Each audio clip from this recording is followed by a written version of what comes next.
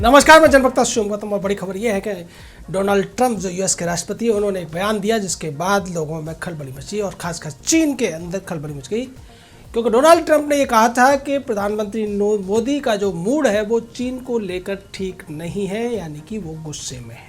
और ऐसा Donald Trump ने एक बातचीत का हवाला देते हुए कहा, हालांकि भारत सरकार की तरफ से कहा गया कि अप्रैल के बाद प्रधानमंत्री मोदी और प्रेसिडेंट डोनाल्ड ट्रंप के बीच में कोई बातचीत नहीं हुई है, लेकिन चीन को इससे बड़ा झटका लगा और चीन को ये लगता है कि डोनाल्ड ट्रंप इतनी आसानी से चीन के पीछे से हटने वाले नहीं और चीन पर दबाव बनाने में लगे हुए हैं। इसको लेकर ग्लोबल टाइम्स में चीनी राष्ट्रपति शी जिनपिंग की तरफ से भी एक बयान आया और उसमें कहा गया कि भारत और चीन के बीच में जो संबंध है उसको लेकर हम आपसी बातचीत से सुलझा लेना चाहते हैं और इसके लिए किसी तीसरे पक्ष की ज़रूरत नहीं है। हालांकि 2 दिन पहले भी डोनाल्ड ट्रंप ने मध्यस्थता की बात की थी और आज भी जब उन्होंने बयान दिया तो उसमें भी यही कहा है कि प्रधानमंत्री का मूड ठीक नहीं है और मैंने उनसे ये भी कहा है कि अगर ज़रूरत पड़े तो आप मुझे मेरी मदद ले सकते हैं, मैं दोनों देशों के बीच में मध्यस्थता कर सकता हूं। और प्रधानमंत्री मोदी एक बेहद अच्छे और सज्जन इंसान हैं, ये भी डोनाल्ड ट्रंप ने जोड़ा। सीधे तौर पर हालांकि इस बयान का कोई ज़्यादा मीनिंग नहीं है, क्योंकि इस तरीके से भारत भी कभी भी मध्यस्थता की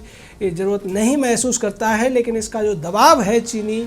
सरकार के ऊपर, चीनी कंपनियों के ऊपर, वो ज़्यादा मायने रखता है और ये दबाव बार बार डोनाल्ड ट्रंप डालते रहे हैं और इसकी वजह से चीन को बार बार सामने आकर इसके लिए जवाब देने पड़ते हैं। दूसरी तरफ चीन के ही प्रधानमंत्री ली केक्यांग ने कहा कि अमेरिका और चीन के बीच में जो संबंध हैं, जो ये दोनों बड़ी अर्थव्यवस्थाएं हैं दुनिया की, और अगर ये दोनों अर्थव्यवस्थाएं अलग होंगी, टकराएंगी, तो निश्चित तौर पर इससे पूरी दुनिया को नुकसान उठाना पड़ेगा, क्योंकि इसमें बहुत सारे देशों की तमाम कंपनियों का इंटरेस्ट छुपा हुआ है। अमेरिकन कंपनियों का इंटरेस्ट है, चाइनीज़ कंपनियों का इंटरेस्ट है, और अगर इसको विवादित किया जाएगा, आगे बढ़ाया जाएगा, रिश्ते तोड़ने की बात की जाएगी तो निश्चित तौर पर इससे दुनिया को नुकसान उठाना पड़ेगा। ली केक्यांग का ये जो बयान है वो इसलिए आ रहा है क्योंकि जिस तरीके से अब अमेरिका पूरी तरीके से कमर कस चुका है कि चीन को पटकनी देनी है और उसको उसके किए कुकर्मों की सज़ा भी दिलानी है। इसी कड़ी में अमेरिका पूरे दुनिया के देशों को चीन के खिलाफ लामबंद कर रहा है और जो देश चीन से ज़्यादा अच्छी तरीके से निपट सकते हैं उनके पीछे से अमेरिका इस तरीके से एक दबाव बना रहा है, जैसा कि उसने भारत को लेकर आज डोनाल्ड ट्रंप का बयान आया। सीधे तौर पर वो चेतावनी देना चाहते हैं शी जिनपिंग को कि अगर आपने अपने तौर तरीके नहीं बदले तो आपका अंत समय निश्चित तौर पर सामने आ रहा है। दूसरी तरफ अमेरिका के ही एक कांग्रेसमैन सीनेटर टेड योयो ने एक और बयान दिया और उन्होंने ये कहा कि अमेरिकी कंपनियां जो चीन में कारोबार करती हैं, उत्पादन कर रही हैं या दूसरे कामों में लगी हुई हैं, उन सभी कंपनियों को भारत में शिफ्ट करने की ज़रूरत है और ऐसा करने से हम चीन से एक तो उसकी अर्थव्यवस्था को कमज़ोर कर पाएंगे और दूसरा दुनिया के सामने एक बड़ा विकल्प भी होगा कि चीन के बजाय हम भारत में इस तरीके की कंपनियों को स्थापित कर सकते हैं। तो दोनों ही स्थिति में भारत का फ़ायदा है और भारत को जो इम्पोर्ट भारत में आता है उसको भी अपने यहाँ मैन्युफैक्चर करने का मौका मिलेगा, जैसा कि प्रधानमंत्री ने भी कहा था और हमने आपको बताया था कि प्रधानमंत्री नरेंद्र मोदी की नीति ये है कि कई मोर्चों पर चीन को कसने की कोशिश की जाए और इसमें एक बड़ा मुद्दा है कि भारत में जो चीनी सामान का आयात होता है उसको रोकना ज़रूरी है और अगर हम ऐसा करते हैं तो निश्चित तौर पर चीन बेहद कमज़ोर हो जाएगा आर्थिक रूप से,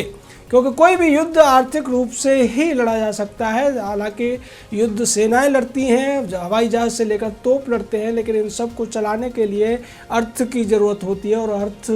का प्रबंधन बेहद ज़रूरी होता है किसी भी युद्ध को लंबे समय तक चलाने के लिए। तो सीधे तौर पर चीन की अर्थव्यवस्था जो कर्ज में डूबी हुई है उसके लिए ये बहुत मुश्किल होगा कि वो इस तरीके की गतिविधियों से अपने देश को बचा सके और यही वजह है कि चीन की तरफ से जब डोनाल्ड ट्रंप के बाद इस तरीके के बयान आए हैं उसके बाद सुलह सफाई जैसी बातें की जा रही हैं। हालांकि इस पर भारत कभी विश्वास नहीं कर सकता है, क्योंकि सैटेलाइट के अभी जो तस्वीरें आई हैं उसमें स्पष्ट तौर पर देखने को मिल रहा है कि चीन ने जो गलवान घाटी का इलाका है उस इलाके में तमाम तोपें और आर्टिलरी वगैरह का साजो सामान इकट्ठा किया हुआ है, तमाम एंटी एयर गन लगा रखी हैं और उसके अलावा जो लड़ाकू विमान हैं उनको भी वहाँ पर तैनात करने की कोशिश चीन कर रहा है। निश्चित तौर पर चीन की ये सारी कोशिशें एक तो वो पूरी दुनिया का ध्यान भटकाना चाहता है कोरोना वायरस के बाद जिस तरीके से तमाम देश चीन के खिलाफ हैं, और दूसरी तरफ अभी एक और नया 4 देशों का दबाव समूह बनता हुआ नजर आ रहा है जिसमें यूएस, यूके और ऑस्ट्रेलिया और कनाडा शामिल हैं। इन चारों देशों का ये कहना है कि चीन जिस तरीके से हांगकांग के अंदर हांगकांग के लोगों के जो अधिकार हैं, जो स्वतंत्रता है, जो स्वायत्तता है, उसको खत्म करने की कोशिश कर रहा है, हम इसका विरोध करते हैं और चीन को ऐसा नहीं करना चाहिए। चीन को हांगकांग के लोगों के साथ मिलकर, वहाँ की स्थानीय सरकार के साथ मिलकर वन नेशन टू पॉलिसी पर ही चलना चाहिए, जिसके तहत 1997 में यूके यानी कि ग्रेट ब्रिटेन ने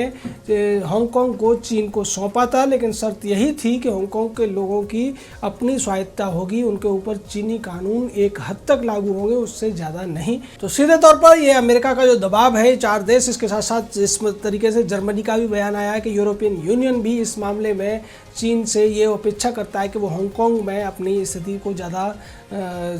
ऑपरेसिव न बनाए, लोगों के प्रति संवेदनशील बने रहे। तो सीधे तौर पर ये भारत की उन कोशिशों की तरफ है। भारत हमेशा कहता रहा है कि लोकतंत्र का सम्मान होना चाहिए और चीन के तरफ से अगर कहा जाए तो केवल हांगकांग ऐसा प्रदेश है जहाँ पर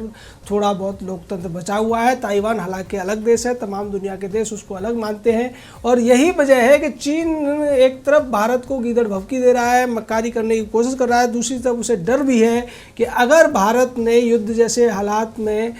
चीन को घसीटा या चीन की इन हरकतों का जवाब युद्ध के तौर पर दिया तो निश्चित तौर पर चीन के पास बर्बाद होने के अलावा कुछ नहीं बचेगा। और इसी कड़ी में जैसा हमने आपको बताया था कि भारत की तरफ से एक चक्रव्यूह बनाया जा रहा है और उसमें एक तरफ कूटनीति है, एक तरफ सैन्य नीति है और दूसरी तरफ आर्थिक नीति भी है। उसी के तहत केंद्रीय मंत्री नितिन गडकरी का एक बयान आया है और उन्होंने ये कहा है कि चीनी सामान के ऊपर जो आयात शुल्क है उसको बढ़ा देना चाहिए, जिसकी हम मांग बहुत दिनों से करते रहे हैं कि चीन जिस तरीके से भारत में डंपिंग करता है अपने सामान की, यानी कि जो सामान चीन में महंगा होना चाहिए वो सामान भी अपने यहाँ से वो सस्ते में भारत में भेजता है, क्योंकि उसे इसके बदले में फॉरेक्स कमाना है, एक्सपोर्ट कमाना है। तो सीधे तौर पर उसके लिए एंटी डंपिंग ड्यूटी का प्रावधान हुआ करता है और उसी की तरफ इशारा किया है नितिन गडकरी ने। उन्होंने कहा है कि चीन और भारत के बीच में जो व्यापार संबंध है उसमें जो व्यापार घाटा है वो बहुत ज़्यादा है। व्यापार घाटा दरअसल 2 देशों के बीच में जब व्यापार होता है तो इंपोर्ट और एक्सपोर्ट के बीच में जो रिलेशन होता है, जो अंतर होता है, उसको व्यापार घाटा कहते हैं। अगर इंपोर्ट ज़्यादा है, एक्सपोर्ट कम है तो ये घाटा कहलाएगा और अगर एक्सपोर्ट ज़्यादा है, इंपोर्ट कम है तो ये सरप्लस कहलाएगा। चीन की तरफ से देखा जाए तो भारत के साथ उसका व्यापार सरप्लस में है और भारत के दृष्टि से देखा जाए तो चीन के साथ भारत का जो व्यापार है वो नेगेटिव है, यानी कि घाटे में है। और ये घाटा कितना है आप इसी का अंदाज़ा लगा सकते हैं कि भारत जो एक्सपोर्ट करता है उससे 4 से 5 गुना हर साल चीन से आयात करता है, यानी कि जितनी विदेशी मुद्रा भारत कमाता है एक्सपोर्ट करके उससे 4 गुनी ज़्यादा विदेशी मुद्रा हम चीन को दे देते हैं। तो निश्चित तौर पर इसकी वजह से फॉरेक्स के रेट्स में भी काफ़ी अंतर आता है, क्योंकि जब डिमांड और सप्लाई से हर चीज़ का रेट निर्धारित होता है, जब आपको ज़्यादा डॉलर्स की ज़रूरत पड़ती है तो आपके ज़्यादा कीमत भी डॉलर की चुकानी पड़ती है, जिसकी वजह से रुपए और डॉलर का जो अंतर है, जो रेट है, वो ऊंचा हो जाता है। ये सारी चीज़ें मैक्रो इकोनॉमिक्स के तमाम बातें हैं, लेकिन ये आम आदमी को भी समझने की ज़रूरत है कि अगर हम चीनी सामान को आयात ज़्यादा करेंगे, चीनी सामान का ज़्यादा इस्तेमाल करेंगे तो सीधे तौर पर हम चीन को फ़ायदा पहुंचा रहे होंगे, जो कि एक दुश्मन से भी ज़्यादा खतरनाक है और जो एक तरफ मीठी मीठी बातें करता है, जैसा कि अमेरिकी दबाव के बाद चीन की तरफ से कहा जा रहा है कि हम भारत के साथ रिश्तों को आपसी जो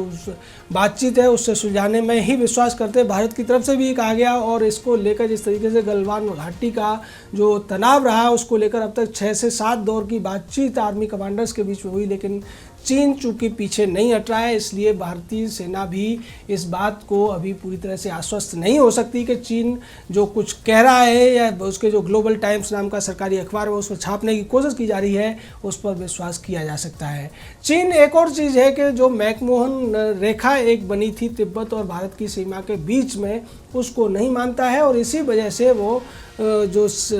गलवान जैसे इलाके हों, लेह लद्दाख के इलाके हों जो तिब्बत से मिले हुए हैं, या फिर अरुणाचल प्रदेश का इलाका हो, उसको अपना हिस्सा मानता है और ये कहता है कि जो मैकमोहन रेखा खींची गई थी वो रेखा को हम नहीं मानते, क्योंकि तिब्बत एक स्वतंत्र देश नहीं था और ये रेखा खींची थी 1914 में। बाद में चीन में कम्युनिस्टों का एक सत्ता परिवर्तन हुआ, यांग काई शेक की सत्ता को हटाकर जो कॉमिन्टर्न की सत्ता थी वो फॉर्मोसा द्वीप चले गए, और उसके बाद चीन ने तमाम विस्तारवादी नीतियां अपनाते हुए आस पड़ोस के जो देश थे, खासकर तिब्बत को अपने कब्जे में ले लिया और तिब्बत को अपना प्रदेश घोषित कर दिया, जिसकी वजह से तिब्बत के साथ जो ब्रिटिश का समझौता हुआ था उसको चीन नहीं मानता, और यही वजह अरुणाचल प्रदेश पर उसके द्वारा विवाद के पीछे है। लेकिन भारत पहले स्पष्ट कर चुका है कि चीन को उन सारी बातों को मानना पड़ेगा जिसको लेकर यथास्थिति बनी हुई है, और उसी के तहत LAC, जिसको सीमा को अब नया नाम LAC दिया जाता है, यानी कि लाइन ऑफ एक्चुअल कंट्रोल, और उस रेखा को भी चीन कई बार उल्लंघन करता है, जिसकी वजह से विवाद उत्पन्न होता है। अभी जो लेह का जो पैंगोंग त्सो झील है, गलवान का जो इलाका है, या गैकोक पोस्ट है, इन सभी जगह पर यही मुद्दा है कि चीन उस LAC को क्रॉस करके अपने जो कंस्ट्रक्शन करने की कोशिश कर रहा है। उसके जो सैनिक हैं वो हमारे यहाँ झंडा गाड़ के नारेबाजी करते हैं और उसके बाद में डंडे और पत्थर भी चलाने लगते हैं, जिसका जवाब भारतीय सेना और ITBP बड़े ही मजबूती के साथ देती है। और चीन इस समय इसको और ज़्यादा बढ़ा देना चाहता है, क्योंकि अगर ऐसा दबाव बनेगा जैसा कि उसने डोकलाम में किया था, तो दुनिया का ध्यान इस तरफ आएगा और दुनिया फिर से बीच में इसको लेकर दुनिया का ध्यान बढ़ जाएगा, क्योंकि कोरोना वायरस को लेकर जिस तरीके से चीन घिर गया है, भारत की पहल पर जिस तरीके से जांच के लिए भी तमाम देश इस पूरे के पूरे मामले में सहमत हो गए हैं। WHO में भारत के ही एक मंत्री चेयरमैन बन चुके हैं। उसके बाद चीन को ये लगता है कि पूरी दुनिया में अगर उसको सबसे ज़्यादा दिक्कत है तो वो भारत से है, और इसी वजह से चीन भारत को ही इस तरीके के जो तनाव में उलझाए रखना चाहता है। जय हिंद, जय भारत।